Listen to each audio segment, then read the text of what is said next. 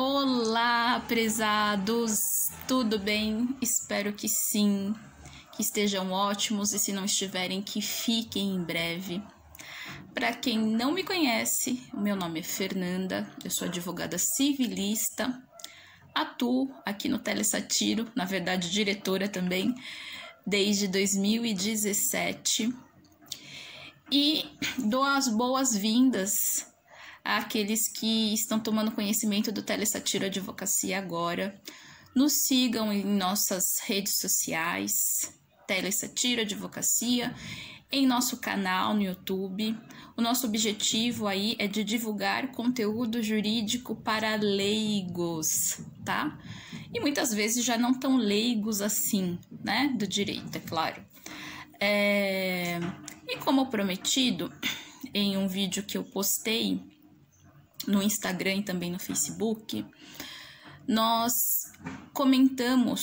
eu comentei a respeito do estudo de 2 casos da área consumerista, ou seja, na área do direito do consumidor, voltado aí para bancos, né? Então, falhas nas prestações de bancos, de financeiras. Então, primeira coisa, antes de comentar do primeiro caso, né? Porque são 2 casos, eu não vou comentar os 2 casos num vídeo muito curto. Então eu vou fazer de uma forma paulatina ou parcelada, aos pouquinhos, e vocês vão se inteirando do caso. Mas antes de tudo, é importante também eu destacar que aqui na família Telesatiro Advocacia, que eu convido você a participar, a nos seguir aí nas redes sociais, nós temos também outros projetos, que é o Advogando contra Bancos, o ADV contra o Mercado Livre, que é o Advogando contra o Mercado Livre, tá? Só que no Instagram está como adv.mercado livre. E também o Advogando para Microempreendedor ou Advogando para Microempresas. Esses 2 estudos concretos, né, de 2 casos aí voltados para o direito do consumidor com relação às falhas na prestação do serviço bancário, eles serão divulgados no Advogando contra Bancos. Mas é claro que nós deixamos aí uma prévia e informamos no Telesatiro Advocacia para que vocês corram lá para Advogando contra Bancos e fiquem cientes desses 2 casos que de repente pode acontecer com vocês, tá certo? Bom, então vamos lá. Como prometido, referente ao primeiro caso, na verdade nós temos vários casos para divulgar a respeito de ações contra bancos, falhas na prestação de serviço, bancárias, financeiras, e que nós vamos divulgando aí aos pouquinhos para vocês. Mais um caso bem fresquinho que aconteceu e que o Telesatiro está atuando é referente, eu vou dar o nome aí, José, tá? Referente ao senhor José, que obteve um crédito consignado do Banco X e por ser aposentado, a taxa de juro ou as taxas de juros mensal e anual, elas são menores para aposentados e servidores públicos. Portanto, ele obteve ali uma taxa de juro bem menor e solicitou um crédito consignado pelo INSS, né? Por ser aposentado, como informei. O crédito consignado foi liberado, ele utilizou e o pagamento desse crédito consignado está sendo realizado em 72 vezes.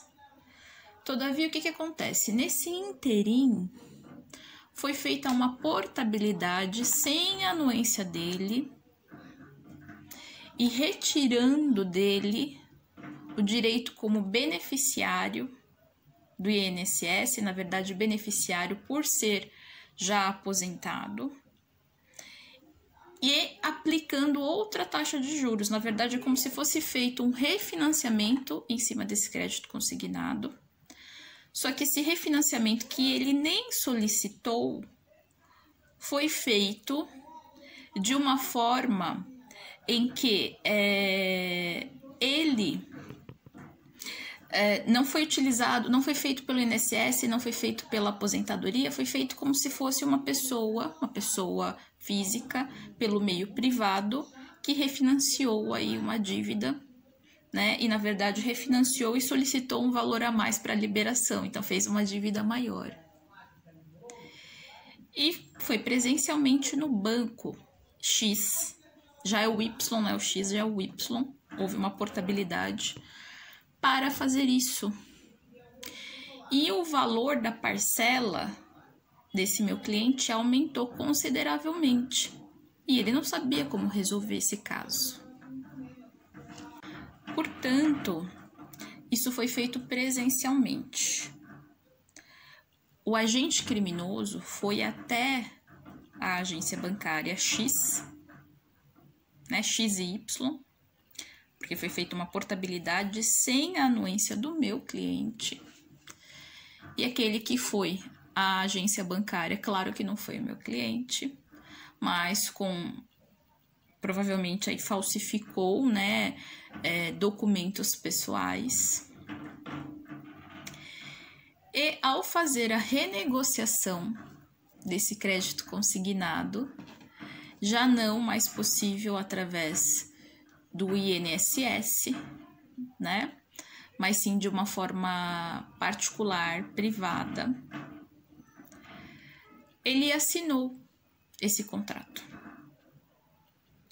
Enfim, meu cliente está com o nome no SPC e Serasa, né? Está com restrição nos órgãos de proteção ao crédito ao consumidor. Indevidamente, é claro, não tem condições de arcar com os valores da parcela, que na verdade ele não tem que pagar, porque é um valor extremamente absurdo e muito diferente do que ele pagava, do que foi pactuado. Ele foi na Defensoria Pública, ele foi na Justiça Especial Civil, mas lamentavelmente, às vezes, os nossos órgãos, né, a nossa justiça brasileira, às vezes presta um dissabor à sociedade, que simplesmente disse que ele não tinha direito, que não tinha o que fazer e nada mais.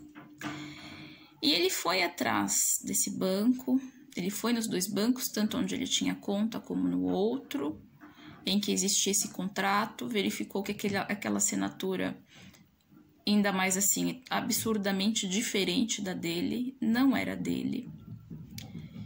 E ele está com essa dívida que, inclusive, ele não está pagando.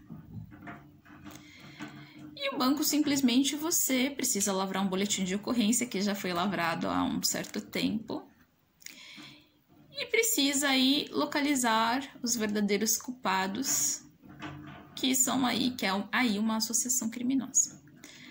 Mas, e o banco? O banco não tem culpa nisso? Qual que é a prestação de serviço do banco e qual que é o risco do negócio do banco, da financeira?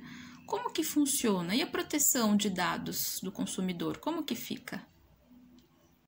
Portanto, quando nós falamos dos direitos do consumidor, um deles é o direito de segurança.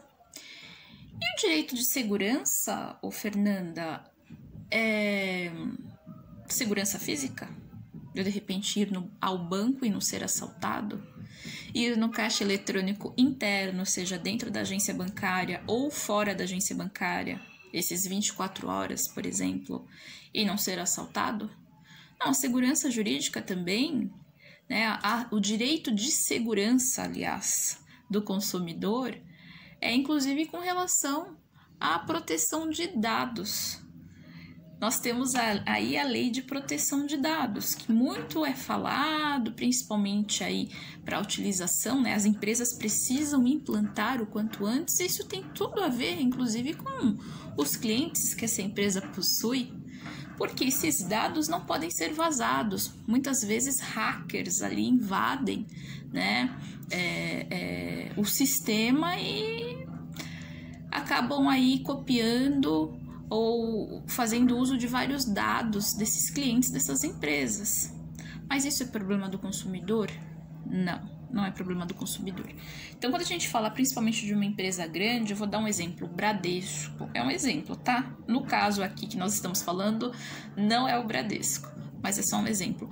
É uma empresa grande pra caramba. Ela que invista aí em segurança, para que hackers não venham invadir aí as suas plataformas, o seu sistema. No mais, nós também tivemos uma fraude, porque pessoalmente um agente criminoso foi até uma dessas agências aí de determinado banco, assinou a renegociação de um crédito consignado que era de um INSS e daí se tornou privado. Olha só a bagunça. E a parcela desse crédito que foi renegociada continuou chegando, só que num valor muito maior para esse meu cliente. Ele não conseguiu pagar, o nome dele foi para o SPC e Serasa e olha toda a bagunça. Né? Então, ele fez o boletim de ocorrência? Fez o boletim de ocorrência. É preciso fazer o boletim de ocorrência. É preciso registrar reclamação na ouvidoria, no saque do banco. É preciso, sim, buscar os seus direitos. Mas se não conseguir resolver, muitas vezes por conta da situação, do cenário financeiro seu, na Defensoria Pública, no caso eu recomendo aí a Justiça Especial Cível, contrate um advogado, vá atrás de um advogado para resolver isso, porque isso é caso de danos morais e danos materiais. Portanto, finalizando agora esse vídeo, direito de segurança ou a segurança é algo em que o consumidor goza, em que ele deve fazer jus, tá? O banco, no caso, com o que ele trabalha? Com dinheiro. Ele trabalha com dinheiro, o risco do negócio é dele. Ele precisa aí, por obrigação, dar toda a segurança ao seu cliente. Se ele falhar nessa prestação de serviço, ele responde por culpa objetiva, ou seja, não tem que provar, mas foi o agente criminoso que fez isso. Se o consumidor não concorreu para isso, logo, ou seja, o que é concorrer para isso? Por exemplo, o meu cliente sabe que fulano de tal é um agente criminoso, vai lá dar o contrato e fala, pode assinar aqui e leva lá na agência. Tô aqui meus documentos pessoais, pode fazer o que você quiser. Isso é concorrer. Mas se isso não aconteceu e foram vazados os dados, foram vazados de que forma?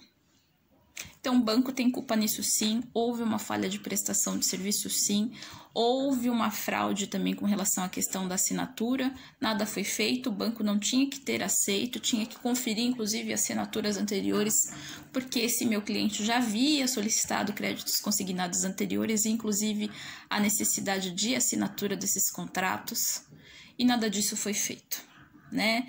E outra coisa muito estranha, foi solicitado um crédito consignado pelo INSS, um aposentado, geralmente uma pessoa idosa, e depois comparece ali uma pessoa com um documento aparentando ser alguém muito mais novo, já não um idoso, e não existe nenhuma dúvida.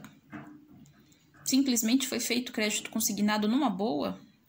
Às vezes, algum colaborador dentro do banco participa dessa associação criminosa também. Mas e aí? O banco está ileso por causa disso? Mas eu não tenho intenção. Mas eu jamais queria trazer aí danos, prejuízos ao meu consumidor. Tudo bem, só que a culpa é sua. A falha de prestação de serviço foi sua e, portanto, você precisa arcar com isso. Entende? Então, já foi solicitada a retirada do nome dele do SPC e Serasa e também aí está sendo pleiteados danos materiais porque ele chegou a pagar algumas parcelas num valor maior. O contrato precisa ser reformulado para o que era anteriormente e também houve essa fraude com relação à assinatura e o banco não se atentou. Falha na prestação de serviço. Fica a dica de hoje, espero que vocês tenham gostado e um grande beijo. Até mais!